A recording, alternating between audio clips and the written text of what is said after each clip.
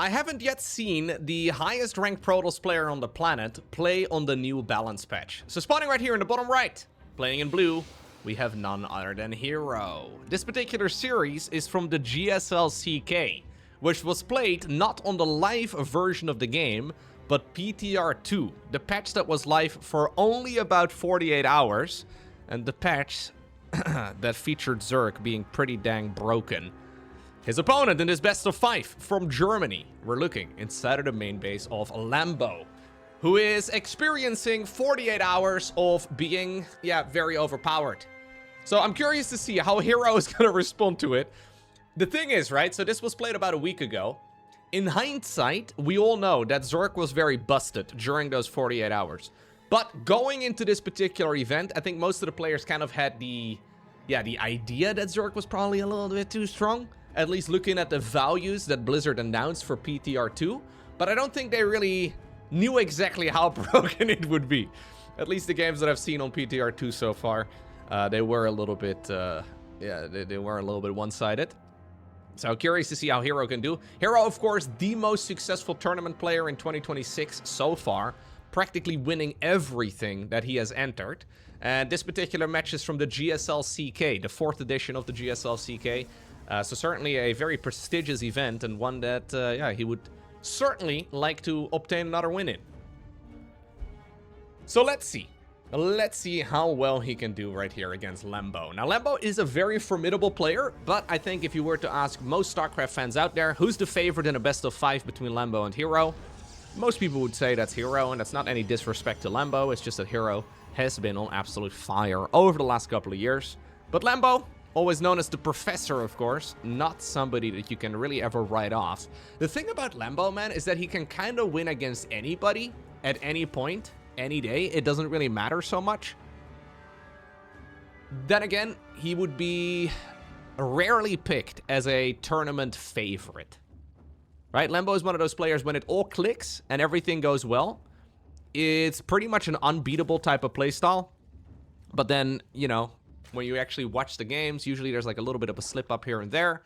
He, just gets overwhelmed by the other top tier contenders. But Lambo really is somebody that you have to keep in mind, because I always kind of felt with Lambo's games that he's like one step away from being the absolute cream of the crop.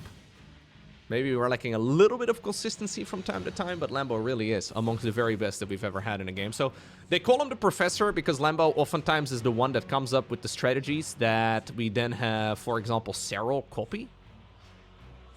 He's also coached a bunch of the top tier Zerg players in offline tournaments in the past.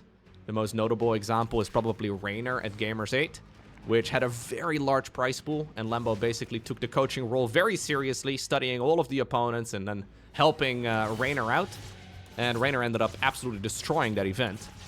Certainly credit goes to Lambo there too. So known as the Professor for a good reason. But yeah, this is played in the 48 hours where Zerg was very OP.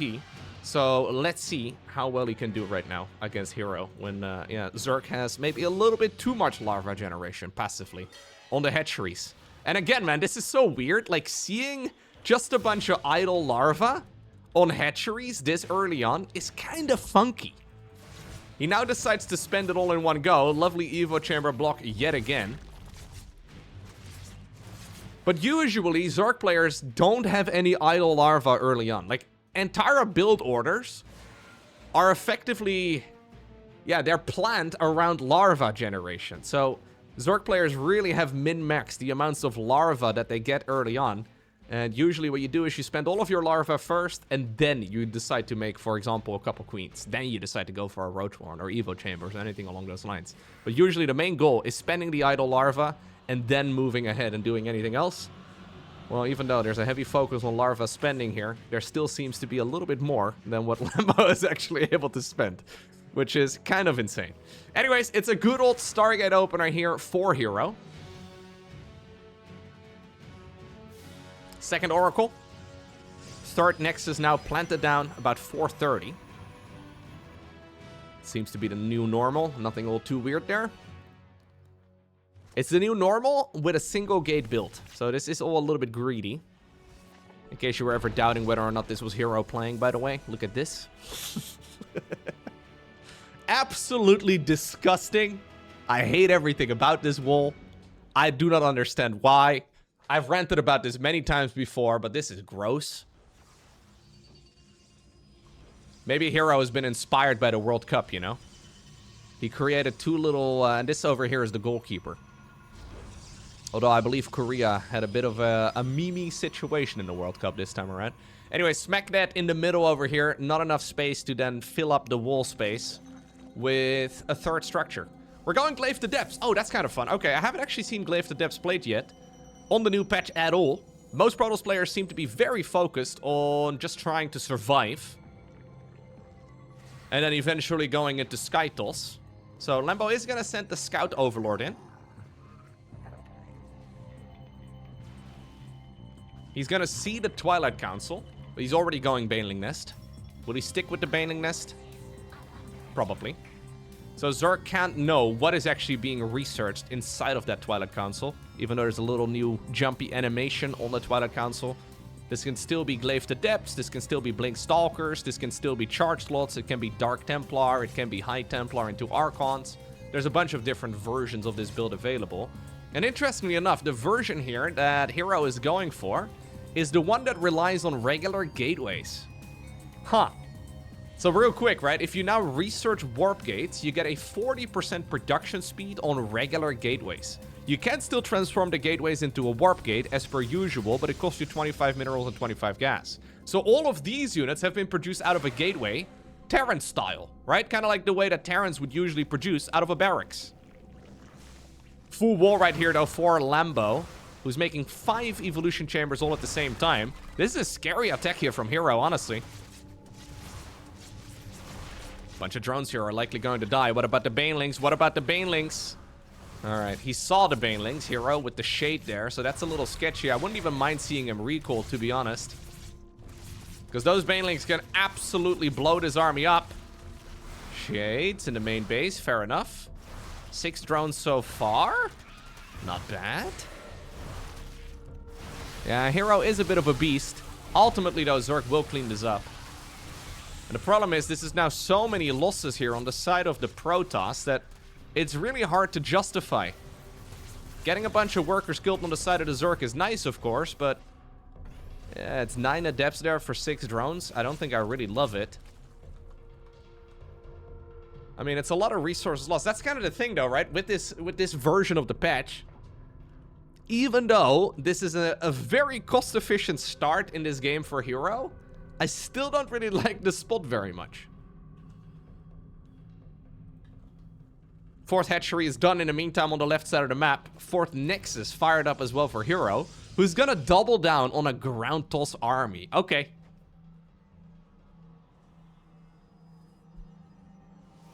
The ground toss armies are, of course, really fun, but most people find success right now with playing Sky Toss.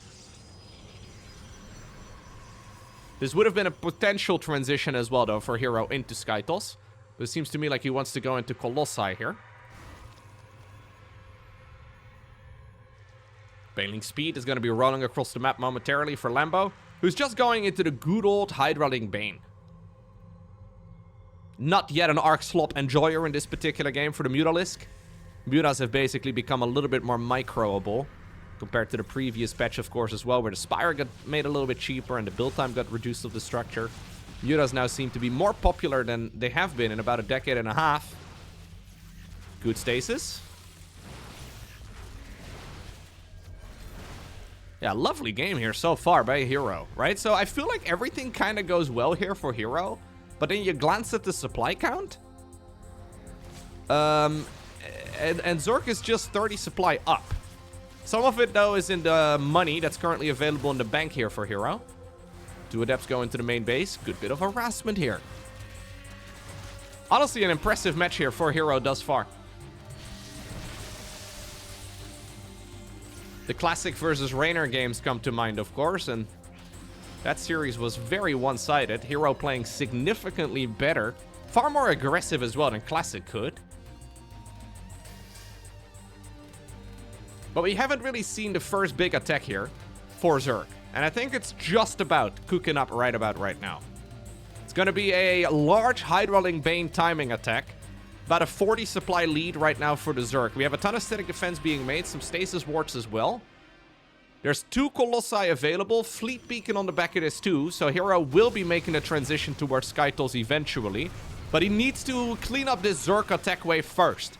And that's the big question. Is there enough for Protoss to overwhelm all of this? Here we go, Lambo going in around the side, Banelings rolling through as well. The probes have been pulled away. You guys need to run!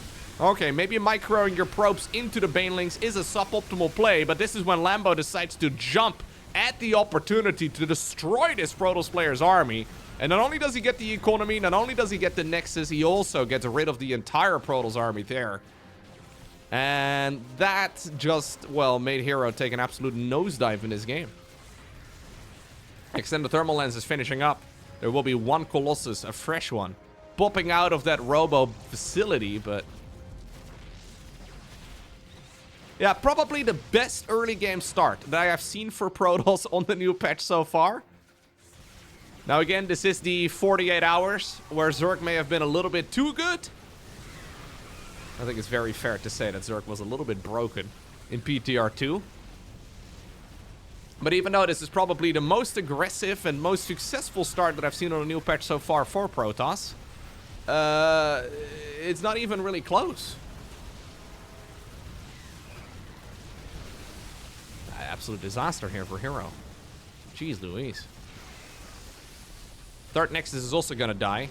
This Colossus is trying to tiptoe around, but reinforcing units are popping out. Yeah, and this is what happens when you increase the passive larva generation on a hatchery. GG. Okay, we have to make some changes. Game number 2, we find ourselves on Ruby Rock, and hero has decided to no longer commit to a low ground pylon. Gateway into Cybercore, but right over here inside of the main base. Now this will be something that Lambo has got his own thoughts about. He's gonna look at this here on the low ground and see the lack of much. He's gonna see a single pylon here, but this will already start sparking some ideas in his mind, I'm sure. Hero is the only Protoss player at this level that I have really ever seen do this sort of shenanigans, where he decides to actually worry about making a pylon in the main base and just sort of deal with potential Zergling run-bys. I've always kind of wondered, though, if there is a strategy out there for Zerg where this can just get hard punished. Second pylon is going to go into the corner, or third pylon, rather, is going to go into the corner of the main base. Second gas geyser is going to be fully saturated next. Okay.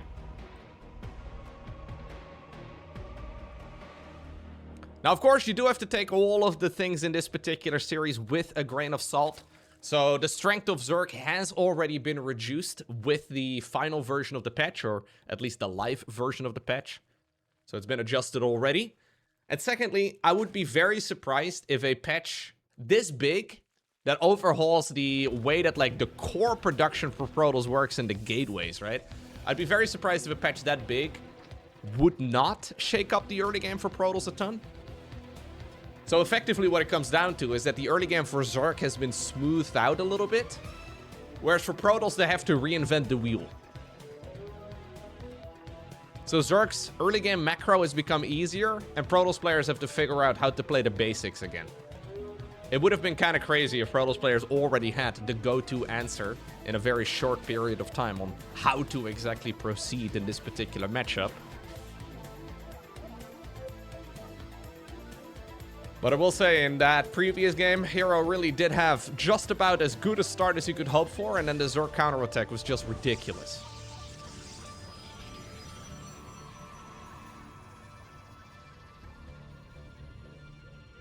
Such a small change too, right?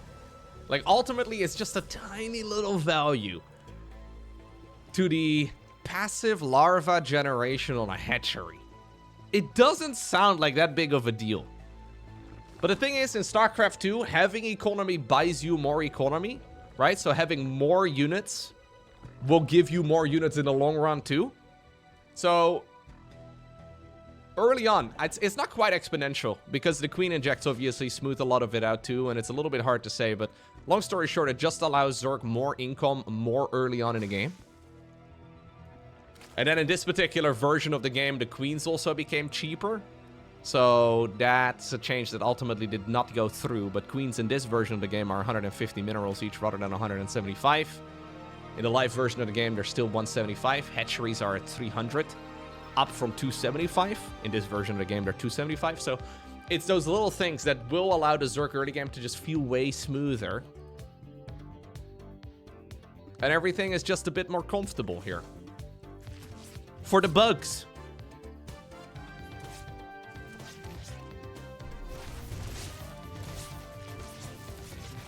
Misfire right there, but he gets all of them.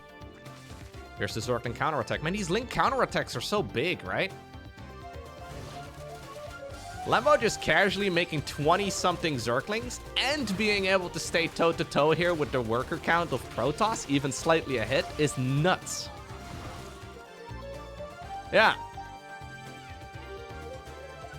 We have some of the classic Terran music, by the way. The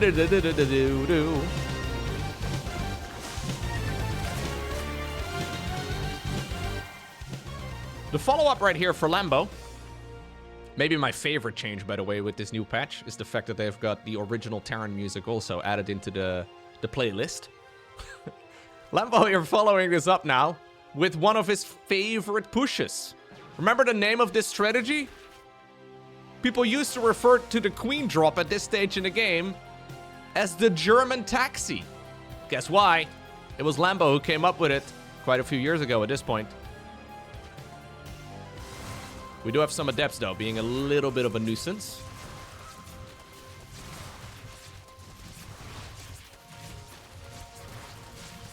Good bit of damage done here, actually, by hero. That's an insane amount of damage, considering the commitment. So that's minus 12 drones. But here's the taxi.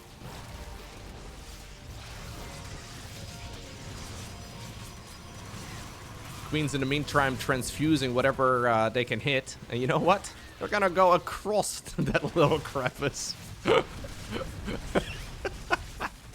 My god. Ugh. Yeah, this is too much. This this is way too much, man. Zerg is so broken in this version of the game. GG. Alrighty, next up, we find ourselves on Old Republic. Now, why, by the way, did Blizzard adjust the passive larva generation on hatcheries?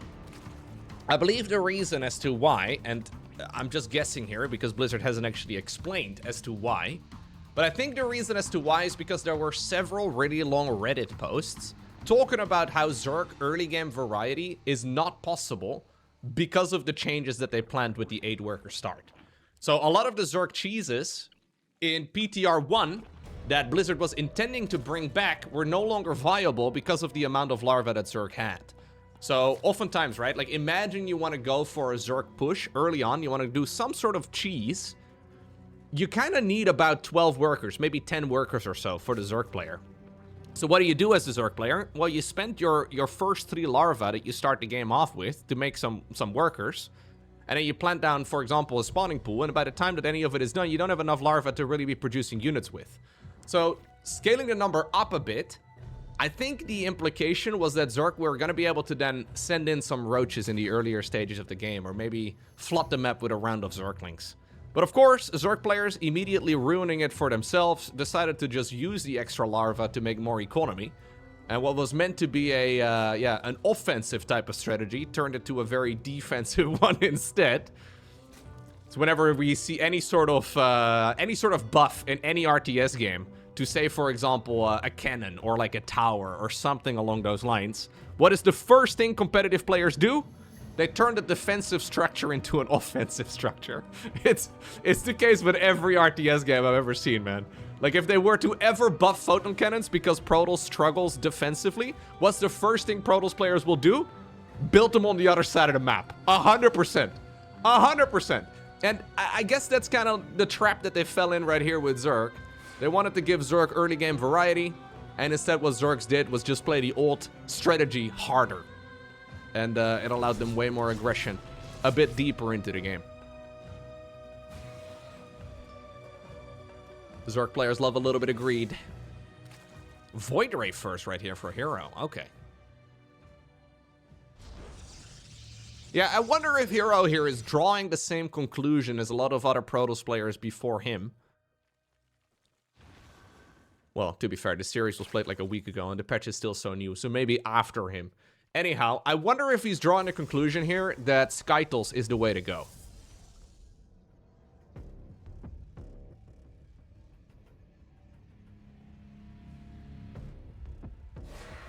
We'll see. Because it really is the only thing that makes sense. Now, keep in mind that one of the big changes made to Zerg as well is Microbial Shroud. I would probably argue that Microbial Shroud is probably overtuned. Just looking at the values alone, I think Microbial Shroud is probably too good now. But Zerg players have had zero reason to make an Infestor. Why make an Infestor, dude? And I think against Skytles, yeah, Microbial Shroud, maybe with High Templar, you can do some crazy timing attacks. You don't need to research it anymore. I would like to see like a Hydralisk Microbial Shroud type of timing push. Specifically against greedy Skytles openers from Protoss. I think that'd be a lot of fun, but so far Zerg players have had zero need to experiment with any of that.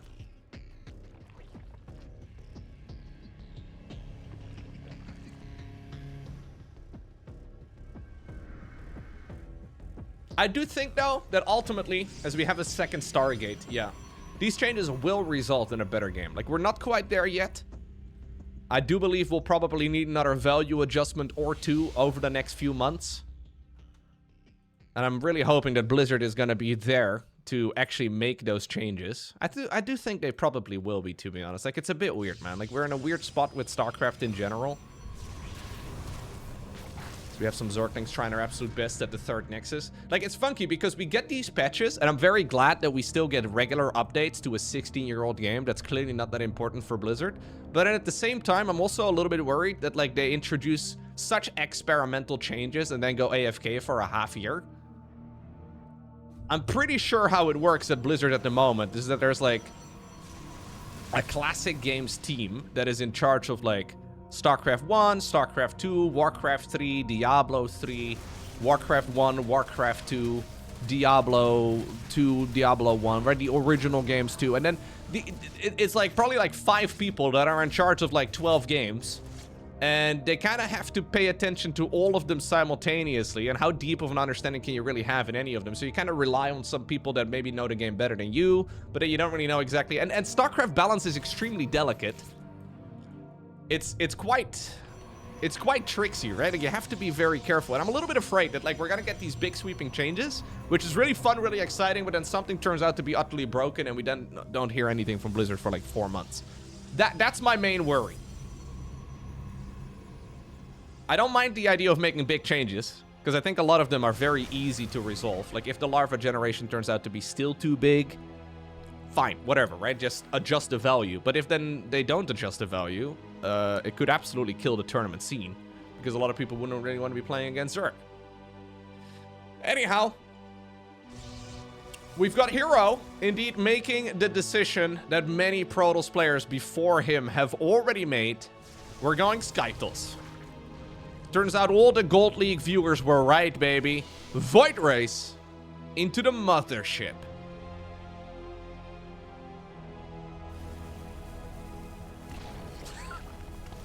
You love to see it. Yeah, I think this is probably the only real thing you can do. Nexus going up on the low ground. It's a lot of Zerglings here. Recall on the Voids. Trying to keep that third or that fourth base alive. Lambo actually doesn't see the fourth base until right now, but it might be too late to really counter it. Yeah, okay. Hero getting a little bit lucky, but that may be exactly what he needs.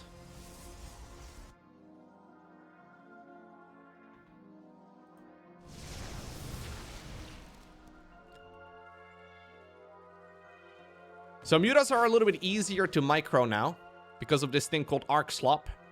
It's something not a lot of people truly understand, myself included. But long story short, mutas, not terrible now.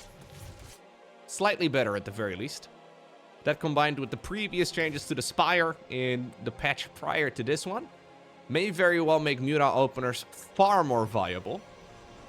It's kind of interesting, actually, how Lambo is going Mutas and then prioritizing the armor upgrade. So usually with Mutas, at least historically over like the last decade, they've been played as an harassment unit. So the idea is that you kind of just go around the map and pick off whatever you can, specifically workers. But going armor kind of makes me believe that he wants to use them as a core fighting unit instead. Usually against Skytles, you want to go Corruptors instead of Mutalisks. But here we go. We have Lambo going for a Queen Roach Zergling Muta push. It sounds cursed, and that's because it is. But maybe it's good enough. Here we go, though. The main distraction in the middle of the map is crazy. Look at these Arc Sloppers go! Fellow Arc Slop enjoyers, rejoice! I do kind of love, though, the Mutas actually being useful. Oh, no, that's not enough Void Race. Nah, the Mutas are just going to win this. Wait a second. Carriers now have to return. This is opening up the opportunity. What? Mama just activated Cloak from about the next room over. There are Overseers up as well. Huge time warp, though. Oh, this is incredibly scrappy. Can hero hold on? Or does he just sort of die here? Lambo actually not able to spend all of his resources. He's got a lot of larva. Probably needs to get on that. Okay, he's making Corruptors now. Maybe we need more passive larva generation on hatcheries, dude, because he's unable to actually generate enough larva without queens. Can't even properly be offensive with the queens.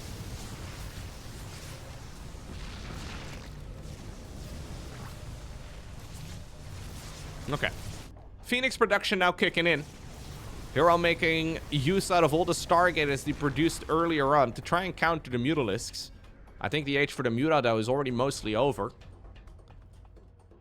Arc Slop enjoyers in shatters right now. But that means that the age for the Corruptor has arrived. Bit of a weird unit, really, when you think about it, right? It's like a weird... What even are we looking at? It's a weird tentacle boy. Couple of grabby grabs at the front of his face. I don't know. I don't know what game designer cooked up the Corruptor, but it's a funky looking unit when you think about it. I don't know.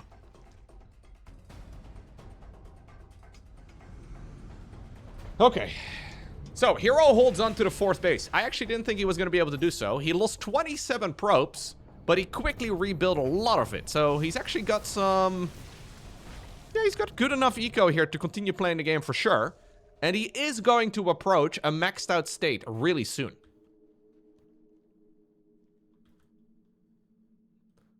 Now, what's weird about this, though, right now for Hero, is that this is pure Skytles. And I don't know if pure Skytles is really the way to go. You kind of need to have Archons and High Templar in the mix, because without it, everything here just dies to Corruptors. If Zork wants to get fancy, you can mix in, well, for example, some Vipers for Parasitic Bomb. You could add in a couple of Infestors as well for fungal growth. There's some real potential there. I think that these Overlords are chasing this army for now because they're all going to be turned into Overseers before too long. And then probably like 3 or 4 Vipers by the time the Hive is done.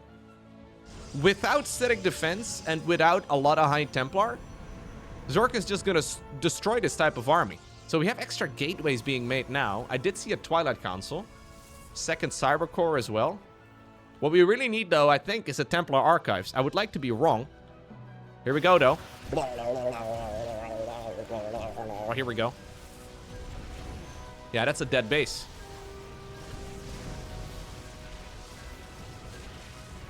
In the meantime, the Zerg counterattack in the middle of the map. I'll make the sound effects that Blizzard doesn't add, okay? Maybe we need to add it to the Lowko voice pack. Yep. Here's the Vipers. Ultra Cavern. I wonder if you should go 2nd Spire and just double upgrade. Kind of like the way that you make double Cybercore here for double upgrades, or at least I think that was the original plan. I wonder if you should go double Spire. Maybe a bit expensive. Warp gates, by the way, coming up. Dude, my favorite thing, though, about this new patch is that every single Gold League player has been justified, man. You guys were way ahead of the curve. Look at all these pro gamers trying to desperately make Skytles. They should have just been going photon cannons and void rays this entire time. These idiots playing Groundtals? Are they dumb? Vindication at last. Well, this is problematic. Oh, God. Yeah, Lambo actually happy to lose the Zerglings here so he can make more Corruptors.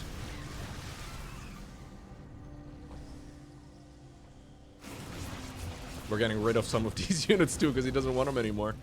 Kind of sad. Yeah, he's actually just straight up sacking them. Ay, ay, ay.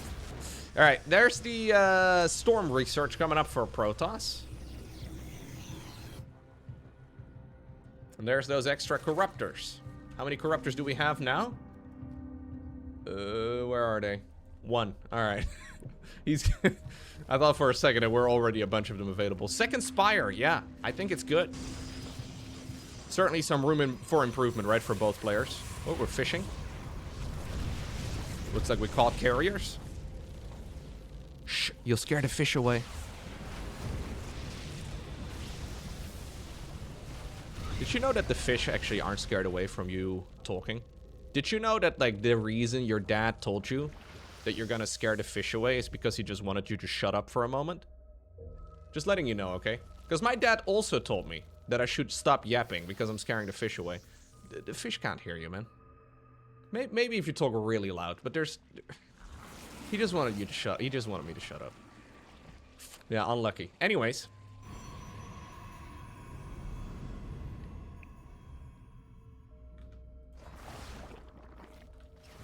My dad just wanted to chill for a little bit. Couple drones going down all over the map. But the real question is, how are these armies going to clash?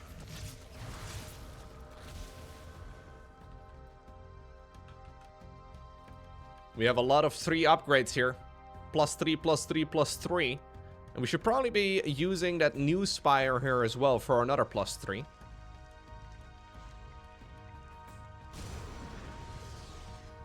Loads of static defense coming up. After the Phoenixes got sacrificed, now apparently we're gonna get some probes as well for the Blood God. Well, you know what? Brenda and the ladies don't really look a gift probe in the mouth. Microbial Shroud, baby! Fungal Growth, Parasitic Bomb! Woo! Nice splits right here by, by hero. Taking maximum damage there from the Parabomb.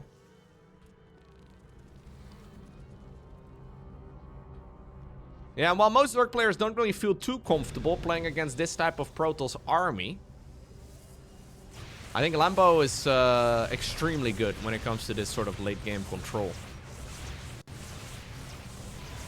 Look at this, man. Look at the very cursed auto attack as well of the Infestor. Yeah, Microbial Shroud and 1 Ultralisk actually dangerous now.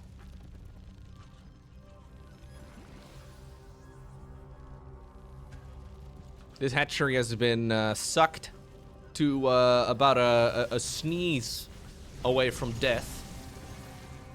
Lucky hatchery. But here we go. Fungal Growth. Ooh, onto a lot of the units. And that now is going to allow the Ultralisk to go in. Corruptors going in around the side. Since we're fighting on creep, the Queens can help out too. Lots of Spore Crawlers in the back. I think this is probably the worst possible fight that hero could be taking. I can't believe, after being so incredibly patient, we take the fight with the Spore Crawlers and the Queens present on creep? What was that?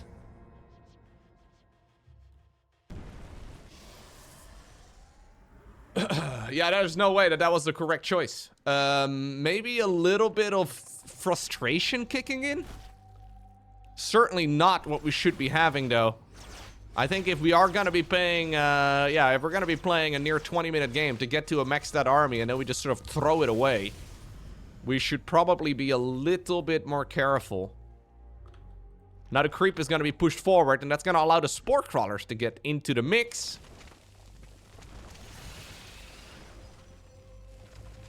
We can complain about Zerg buffs. That's fair enough, but I think that was all on hero.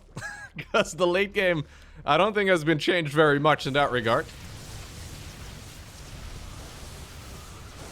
Very questionable choice. And now Lambo is going to try and capitalize on the mistake. Still being careful, though. He knows he can back up to the safety of those spores. Greater Spire coming up as well.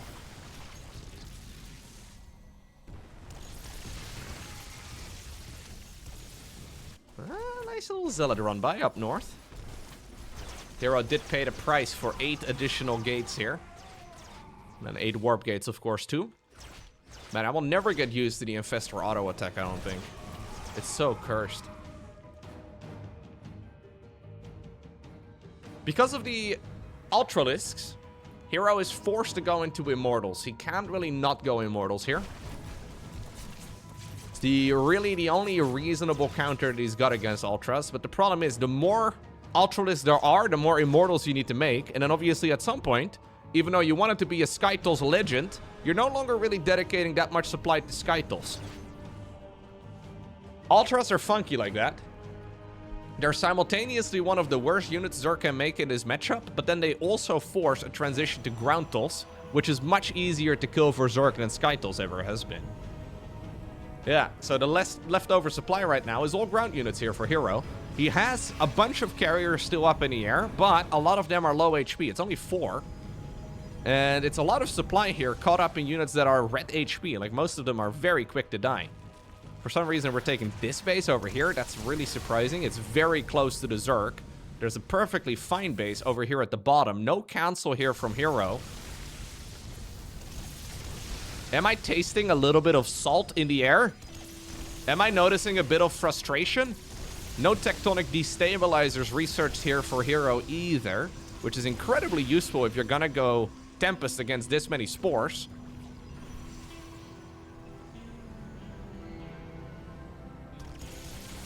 Lambo playing it slowly, right? And maybe that's where some of the frustration is. Oh my god, massive fungals, huge microbial shroud as well. Corruptors just picking off whatever they can. No splitties here whatsoever against the parasitic bombs, and that is allowing that to deal maximum amounts of damage. This is a bit of a disaster here for hero yet again. This base is never going to live.